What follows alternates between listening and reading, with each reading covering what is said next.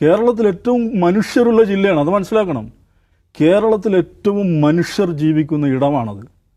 അവിടെ പ്രതിപക്ഷം ഇല്ലാതെ, പ്രതിനിധികളില്ലാതെ ഈ കേരളത്തിലെ ഏറ്റവും വലിയ പാർട്ടി നിൽക്കുകയാണ്. CPM ഇവിടെ ചെയ്തെന്ന് വെച്ചാൽ മുസ്ലിം ശബ്ദം എന്നുള്ളത് അത് അപകടമാണ്, അത് തീവ്രവാദമാണ്, അത് വർഗീയതയാണ്, അത് പഹൽഗാം ആക്രമണം പോലെയാണ്, അത് ഹിസ്ബുൾ മുജാഹിദീനാണ്, അത് IS ആണ്, അത് മതരാഷ്ട്രമാണ് എന്നൊക്കെയുള്ള ഈ പറയുന്ന പഴയ വിദ്യകൾ എടുത്തു നോക്കുകയാണ്.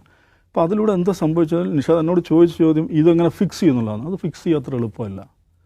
കാരണം ഒരു വലിയ ഗ്യാപ്പ് രൂപപ്പെട്ട് കഴിഞ്ഞിട്ടുണ്ട്. അത് ഞാൻ പറഞ്ഞില്ലേ, മലപ്പുറത്ത് മുഴുവൻ സീറ്റിലും ജില്ലാ പഞ്ചായത്തിൽ തോറ്റു നിൽക്കുന്നു എന്ന് പറഞ്ഞാൽ പ്രതിപക്ഷമില്ലാതായി നിൽക്കുന്നു എന്ന് പറഞ്ഞാൽ അത് നിസ്സാര കാര്യമല്ല. കേരളത്തിൽ ഏറ്റവും മനുഷ്യരുള്ള ജില്ലയാണ്, അത് മനസ്സിലാക്കണം. കേരളത്തിൽ ഏറ്റവും മനുഷ്യർ ജീവിക്കുന്ന ഇടമാണത്. അവിടെ പ്രതിപക്ഷം ഇല്ലാതെ, പ്രതിനിധികളില്ലാതെ ഈ കേരളത്തിലെ ഏറ്റവും വലിയ പാർട്ടി നിൽക്കുകയാണ്. എന്നാൽ നിസ്സാരമായ ഗ്യാപ്പല്ല അത്. ആ ഗ്യാപ്പ് നികത്താൻ MB ഗോവിന്ദനെ സംബന്ധിച്ചിടത്തോളം സാധ്യമേ അല്ല. കാരണം അദ്ദേഹത്തിൻ്റെ തിങ്കിങ് പാറ്റേൺ എന്ന് പറയുന്നത് വേറൊരു സംഗതിയാണ്.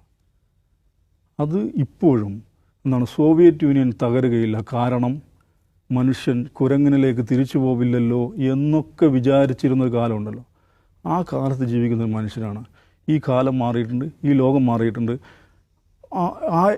ഞങ്ങളൊരു കൂട്ടരെ പൈശാചികവൽക്കരിച്ചാൽ നിങ്ങളെല്ലാവരും പൈശാചികവൽക്കരിച്ച് കൊള്ളണം എന്ന് നടക്കില്ല. പക്ഷെ സംഭവിച്ചു കഴിഞ്ഞാൽ എന്താണ്, ഇവരൊരു കമ്മ്യൂണിറ്റിയെ പൈശാചികവൽക്കരിച്ച് കഴിഞ്ഞു.